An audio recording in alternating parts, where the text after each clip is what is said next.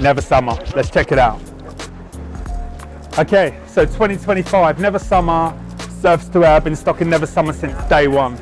These guys invented rocker and camber, okay? So there's loads of brands literally all over the world now doing rocker and camber. That's because of these guys. Handmade in Colorado, okay? This is as good as it gets when it comes to snowboard quality. Yeah, you may pay for it, but it's high end, really high end. So, Proto Synthesis, super famous in the last couple of years, and it will be again in 2025.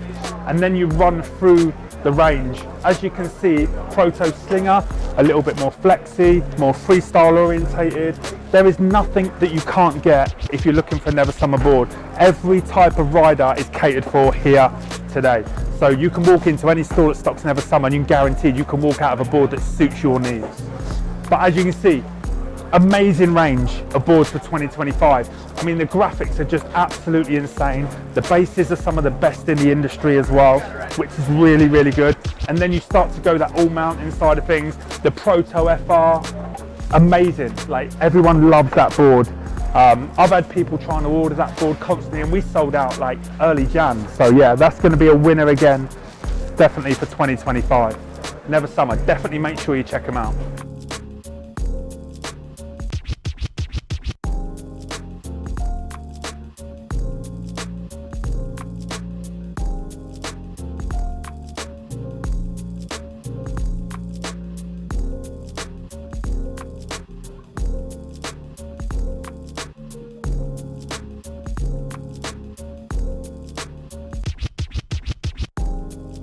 Okay, so Tony, obviously you've been with Neversummer for a long, long time. I personally know the range, like my hair's standing on the back of my head now, even just thinking about it, and all the new innovations that they brought into snowboarding over the years. So can you run us through like the history of Neversummer? How's that come about and to where we're at now, really? It's really a unique story. The two owners who still work side by side with us on a daily basis is Tim and Tracy Canaday, and they started the company as Neversummer Snowboards in 1991, and before that it was Swift Snowboards in like 83, 84, and it was planks of wood and super primitive technology. So we've come a long way, and it's always been about testing and coming up with a concept and an idea, and then drawing it up, build it, and then go ride it, and then tweak it, make it better. So like for me, the first thing I think of when I think of Neversummer is back in 2004 or 2005, I remember seeing the first rocker camber.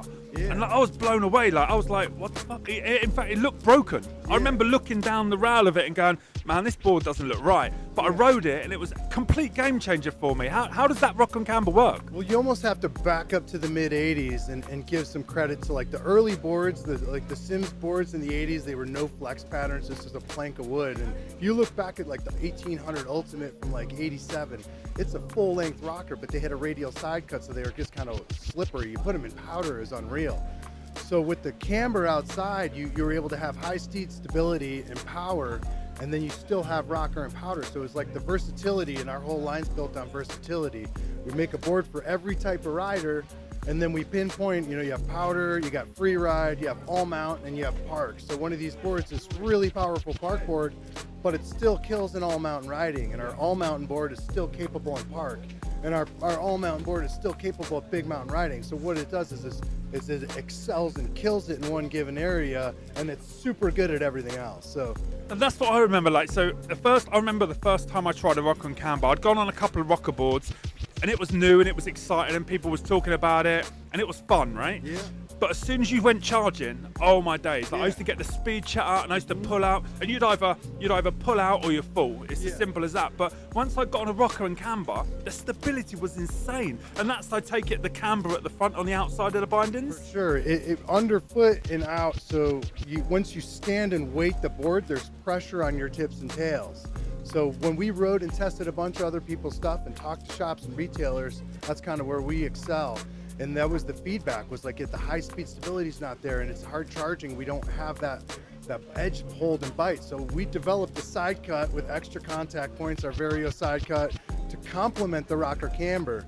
And now we've taken it even further with triple camber and added more contact points and more resistance. It's all about edge hold and then that versatility. So if it's only good one dimensional, if it's only good in the park or only good in the powder, only good at carving, you're kind of at a disadvantage the rest of your day. Yeah, it's a problem. You need more than one board. Ideally, a lot of people want a one quiver board, right? And we do have that too, but then you gotta, some guys are more park dominant, and one guy's like, I don't ever ride backwards, and I'm just bombing and carving. So we have it all: directional boards, twins, and powder, and shape boards with taper. So it's kind of like build everything for everyone, and then we try to reduce overlap so there's not too many models that kind of battle and cannibalize each other. Yeah, man, because, am I right in thinking Neversummer invented the rocker and camber, right? They come out with the idea? I would say that early on, Sims did the rocker, and then K2 brought it back, and we got to give a little bit of credit to Mervin with the skate banana. Yeah. And then we wrote a bunch of their stuff, and our shops were like, this is the part we don't like, and we're like, how do we fix it?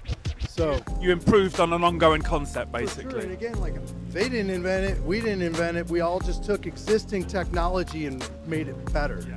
For the the public, obviously, the better we can make snowboarding, obviously, the better for everyone, right? Who did what first? But when I look at the timelines, I know when we put camber on the outside, and I know we got a patent for it, so that was one of the things. Which is a win. It wasn't to enforce the patent; it was a protection patent for us. It was which is what we like. We want no one could shut us down. Being the little guy, we're at a bit of a disadvantage when it comes to funding and marketing budgets. So we got to use every advantage with the quality, which is super fair. And, the core rider believing in us. So, with that in mind, obviously with all this new tech and stuff, let's run through some of the best sellers from Neversummer. So you take us through what you believe have been the best sellers over the last couple of years for Neversummer. For sure, and a little bit that's kind of regional, and we're a worldwide company, and each market has different styles of riding. So I'd say based on a worldwide level, coast to coast in the US, our men's proto-synthesis has been a staple and one of our best sellers. And that's based on versatility. It's an all-mountain board, super park capable, but the flex pattern is stiff enough to handle bigger lines, and it's a great all-mountain resort. Can we have a look at that board? We got it here that we can show people. 24.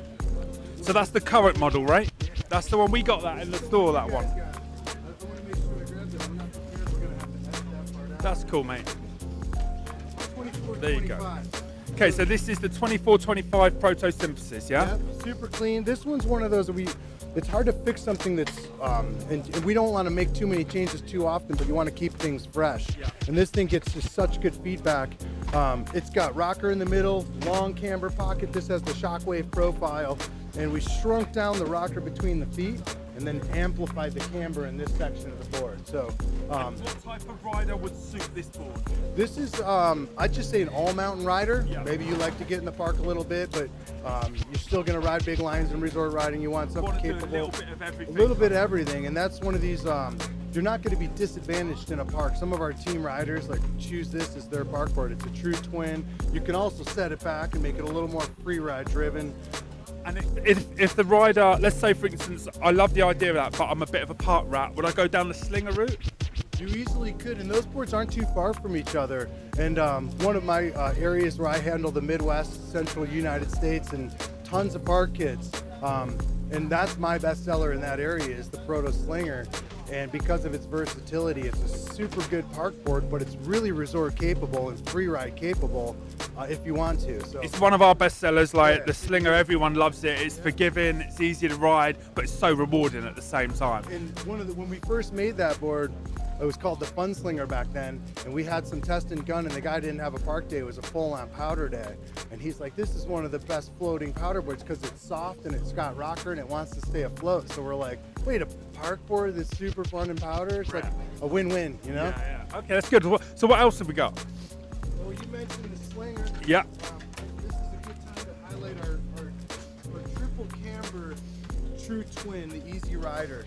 A little bit of a softer flex pattern in our triple camber line, and when we first came out with triple camber, it was only on our hard charging. It was a Valhalla and then a Proto FR. These are really stiff, aggressive boards that are maybe for a strong, intermediate, and advanced rider. So if you like a softer flex pattern, you're kind of out of luck on a triple camber for a while. So this has the triple camber, which is basically in the middle of the board where there was rocker. Now it's overall rocker dominant, but there's a cambered section in the middle of the board to to add resistance. So when you engage a turn, you got to press that board into the turn, but you get it back. So whenever you're like loading the board to get it back, and whether you're ollieing or nollieing or into a turn, and just it's explosive energy in and out of turns. And then the edge hold, by having that camber zone in the middle of the board, we created 2 additional contact points around it. So now edge hold is unmatched as far as I see it, and that's why we're like, we have to get more people on this board so they can see it for themselves. And so we're pushing this board, getting people to get out and demo this board. It's super important, just because it's, you know, new technology, sometimes people are resistant to try something new because you're so happy where you are, and you're just unsure. I don't, you know, change can be scary. Exactly, we see it all the time. People are like, they got their deck, they just want to go and ride. The conditions are good, why take the risk, right? Demos like this is when we get the chance, because when you have shop people that are stuck in a mindset that's like, well, this is what works for me, well, just give it a try, you know, and then it'll help you sell it. And then they're like, oh, I'm not giving this back. This is my board now. So this has always been successful for us, is to be able to get out on the hill with the customer base, with the shops, and get people on boards and let them try it. Helps you determine, like, if you're in between a size or in between a model, you try them both, and then it takes away any doubt you may have on which board's for you. So that's the issue we have in the UK. Obviously, we've got no mountains, so to get in the punter to try these products is very, very difficult. Hence why we're here to do this for them and give them informed information so they can go away and make an informed choice of what they want. Exactly, So, and speaking of people like you makes a massive difference. So, regards to Neversummer, obviously we've gone through some bestsellers and stuff like that. What's new? What have we got this fresh from Neversummer for 25? I'll move over here.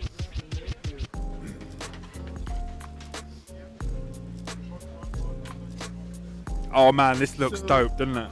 Just a little overview. We've been doing volume boards. Our Shaper series is the Swift. We have the Harpoon. This is the triple camber version of our volume. So you have a wide nose, a little bit narrow tail. It's set back from center, and I call it a wheelbase, but the effective edge length on this is quite narrow. So you have a very nimble board that's super powerful. We put triple camber on this, so you got a camber pocket here, camber pocket underfoot out here, and then overall rocker dominant with camber in the center of the board. So again, you get the incredible edge hold. Carving on a taper board is one of the most fun things, and it's super powerful, but it's also playful and really nimble. So in tight trees and questionable conditions, it's really easy to get around. And then in powder, you can see the long nose on this thing. It's very challenging to sink the nose on this. So, we don't get super deep snow all the time, but when you do, you want to be ready. And nobody wants to burn their back leg, right? Everyone wants to enjoy themselves. You're going to be able to center up on your weight on this. And I see, like, obviously the build quality in Neversummer's always been a big thing for me personally. Urethane sidewalls still involved with the across the line. Sidewalls. Right. That's just, they don't crack, they don't get brittle, we don't see broken sidewalls. I'll highlight one of the other materials is our STS pre-tension fiberglass. That's exclusive to Neversummer, and that material is a pre-tension glass that's used in the bow hunting industry. So when it's wet, they'll stretch it, and it cures and hardens with tension in the fiber. So that the rigidity and snap and life in a Neversummer board, the breaking point's going to be higher, and my favorite thing is just the longevity and life of the board. You're going to get more days on your board. That's what we say. When you buy a Neversummer, you're buying a Neversummer. You're buying a snowboard that's going to last you season after season, right? The build quality is super high end. Take the abuse and neglect, and if you're going to invest and sink a bunch of money in a board, it's just nice knowing that you have quality behind it and durability. And we have a history of craftsmanship, and that's where we first made our name, was Summit County kids breaking boards, and all the locals needed something that could ride 80, 100 days a year that didn't break down over time. Yeah, I think I'm writing, for us personally, 50% of our Neversummer boards are sold to seasonaires. Like, we sell them in late September, and they buy Neversummer because they know the build quality is top draw. It isn't going to get any better, really. So yeah, we're super happy. Well, that's amazing. Like, thanks very much for watching, guys. I'm Angelo from Surface to Air, and this is Tony from Neversummer. Thank you.